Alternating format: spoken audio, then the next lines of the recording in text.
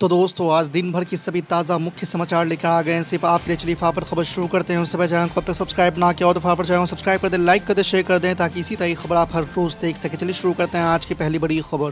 कर्नाटक में शानदार जीत दर्ज करने के बाद भी कांग्रेस को जो डर था वही हो रहा है। दरअसल पार्टी के दोनों कद्दावर नेता डीके शिव कुमार और सिद्धारमैया मुख्यमंत्री पद के लिए आमने सामने हैं।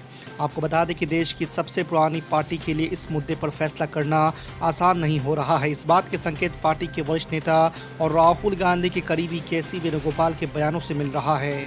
कर्नाटक का मुख्यमंत्री कौन होगा, इस सवाल का जवाब देते हुए उन्होंने कहा है कि इसमें कुछ समय लगेगा। हम इस मुद्दे को डीके शिव कुमार और सिद्धारमैया के बीच सुलझा लेंगे। कर्नाटक में कांग्रेस की शानदार जीत और भारतीय जनता पार्टी की हार से शिवसेना के उद्धव गुट के सांसद संजय राउत काफी खुश नजर आ रहे हैं। उन्होंने कहा कि कर्नाटक में तो बस झांकी है, अभी पूरा हिंदुस्तान बाकी है। शिवसेना सांसद दक्षिणी राज्य में हुए सत्ता परिवर्तन को 2024 में होने वाले लोकसभा चुनाव से जोड़कर देख रहे हैं। उन्होंने ये भी कहा है कि एनसीपी प्रमुख शरद पवार के नेतृत्व में मुंबई में आज महाविकास अघाड़ी की एक बैठक बुलाई गई है जिसमें आगे की रणनीति पर चर्चा होगी। यूपी नगर निकाय चुनाव में सभी की नज़र थी कि पुराने लखनऊ के वार्डों में ऊंट किस करवट बैठेगा। सपा के साथ ही भाजपा, कांग्रेस, बसपा, आम आदमी पार्टी और निर्दलीय उम्मीदवारों ने पूरी ताकत झोंक दी थी, लेकिन परिणाम आने के बाद साफ दिखा कि मुस्लिम समुदाय का वोट भी भाजपा के खाते में गया है। आपको बता दें कि जोन 6 के अंतर्गत आने वाले 22 वार्डों में से 14 भाजपा ने जीत दर्ज कर दर्शा दिया है कि मुस्लिम समुदाय का वोट भी उन्हें मिल रहा है। ईडी को बांदा जेल में बंद माफिया डॉन मुख्तार अंसारी के करीबी आर्थिक साझेदार जितेंद्र सापड़ा की तलाश है। आपको बता दें कि नई दिल्ली और प्रयागराज में उसकी तलाश की जा रही है। ईडी को आशंका है कि मुख्तार अंसारी की अपराध जगत से होने वाली कमाई को जितेंद्र सापड़ा संपत्तियों की खरीद फरोख्त में लगाता है। कर्नाटक में कांग्रेस पार्टी की जीत के बाद से कांग्रेस कार्यकर्ता जश्न में डूबे हुए हैं। कर्नाटक की सत्ता से बीजेपी की विदाई हो गई है। कर्नाटक में मिली कांग्रेस की जीत पर विपक्षी एकता के मिशन में जुटे बिहार के मुख्यमंत्री नीतीश कुमार की पहली प्रतिक्रिया सामने आई है। उन्होंने कांग्रेस पार्टी को इस जीत के लिए बधाई और शुभकामनाएं दी है। मुख्यमंत्री नीतीश कुमार ने ट्वीट कर अपनी प्रतिक्रिया दी है। वहीं राजद और जेडीयू भी कांग्रेस की इस जीत से काफ़ी खुश नजर आ रही है। राजस्थान के मुख्यमंत्री अशोक गहलोत ने कर्नाटक चुनाव के परिणामों के बारे में प्रतिक्रिया देते हुए कहा है कि इन विधानसभा चुनावों में हुई कांग्रेस की जीत से मोदी शाह को बड़ा झटका लगा है।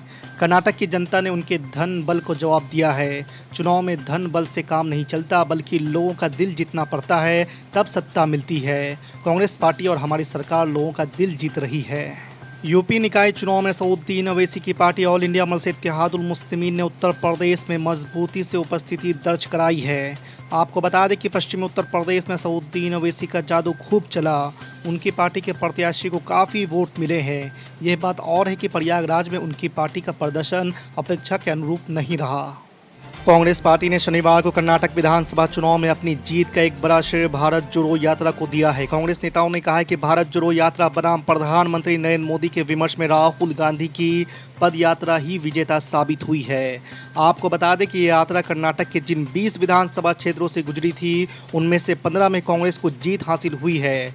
वहीं जनता दल सेकुलर को 3 और भारतीय जनता पार्टी ने 2 सीट पर जीत दर्ज की है। आपको बता दें कि 2018 के विधानसभा चुनाव में इन 20 सीट में से कांग्रेस को सिर्फ 5 सीट पर ही जीत मिली थी। कर्नाटक विधानसभा चुनाव में कांग्रेस की जीत पर ममता बनर्जी ने बधाई दी है। उन्होंने दावा किया कि अगले लोकसभा चुनाव में भाजपा 100 सीटों को भी पार नहीं कर पाएगी।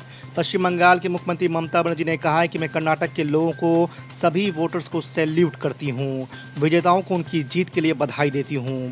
आपको बता दें कि ममता बनर्जी ने कहा कि छत्तीसगढ़ और मध्य प्रदेश के चुनाव आ रहे हैं और मुझे लगता है कि बीजेपी दोनों चुनाव हार जाएगी। लोकसभा चुनाव से पहले ये बीजेपी के अंत की शुरुआत है। आम आदमी पार्टी के प्रमुख और दिल्ली के मुख्यमंत्री अरविंद केजरीवाल गदगद है। शनिवार को आपने जालंधर उपचुनाव में जीत हासिल की। दरअसल वर्तमान में लोकसभा में आपका एक भी सदस्य नहीं था। ऐसे में इस चुनाव के बाद आम आदमी पार्टी को लोकसभा में एक कुर्सी मिल गई है। आपको बता दें कि आम आदमी पार्टी ने करीब 57,000 से अधिक वोटों से जालंधर उपचुनाव में जीत हासिल की है।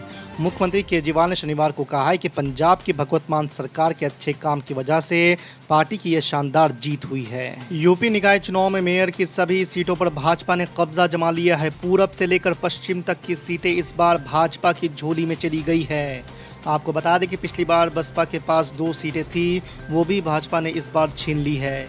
सपा के पास खोने के लिए कुछ भी नहीं था। इस बार भी उसे मेयर की कोई सीट नहीं मिली है। बिहार के मंत्री तेज प्रताप यादव ने कर्नाटक चुनाव के परिणाम सामने आने के बाद शनिवार को ट्वीट कर कहा कि ये तो होना ही था। बजरंगबली ने रावण की लंका जला डाली।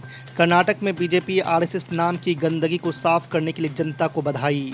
साथ ही ये नारा भी ट्वीट किया कि हिंदू मुस्लिम सिख ईसाई आपस में है भाई भाई। साथ ही तेज प्रताप यादव ने बजरंगबली की लंका दहन से जुड़ी तस्वीर भी साझा किया। कर्नाटक में कांग्रेस के शानदार प्रदर्शन पर राजस्थान के मुख्यमंत्री अशोक गहलोत ने भी प्रतिक्रिया दी है। उन्होंने कहा कि राहुल गांधी की भारत जोड़ो यात्रा का परिणाम कर्नाटक में दिख रहा है। आने वाले समय में राजस्थान, मध्य प्रदेश, छत्तीसगढ़ और तेलंगाना में भी दिखेगा। कर्नाटक में कांग्रेस पार्टी की जीत पर कांग्रेसियों में खुशी का माहौल है। पार्टी की इस बड़ी जीत के पीछे राहुल गांधी की भारत जोड़ो यात्रा को श्रेय देते हुए राजस्थान के मुख्यमंत्री अशोक गहलोत ने कहा है कि इसका रिजल्ट आने वाले दिनों में राजस्थान से तेलंगाना विधानसभा चुनाव में होगी। कर्नाटक में कांग्रेस के शानदार प्रदर्शन पर उद्धव सेना के सांसद प्रियंका चतुर्वेदी ने बजरंगबली के मुद्दे का हवाला देते हुए भाजपा पर निशाना साधा है। प्रियंका चतुर्वेदी ने ट्वीट करते हुए लिखा है कि यह मोदी की हार है। उन्होंने लिखा है कि यहाँ तक कि बजरंगबली ने भी कर्नाटक में मोदी जी के अभियान को नकार दिया है। मीडिया जेपी नड्डा जी या सीएम बोमई जी का चेहरा हारे हुए के रूप में दिखा सकता है, लेकिन ये पीएम मोदी की हार है क्योंकि उन्होंने पूरे अभियान को अपने बारे में बना दिया था, ऐसा प्रियंका चतुर्वेदी का कहना है। यूपी निकाय चुनाव में मुख्यमंत्री योगी आदित्यनाथ का जादू चल गया है। नगर निगम, मेयर, पार्षद से लेकर नगर पालिका और नगर पंचायत तक बीजेपी ने बढ़त हासिल कर ली है। आपको बता दें कि अगले साल होने वाले लोकसभा चुनाव के मद्देनजर यूपी नगर निकाय चुनाव कई मायनों में महत्वपूर्ण है। यह पहला चुनाव है जिसमें बीजेपी का प्रदर्शन सिर्फ योगी आदित्यनाथ के खाते में गया है।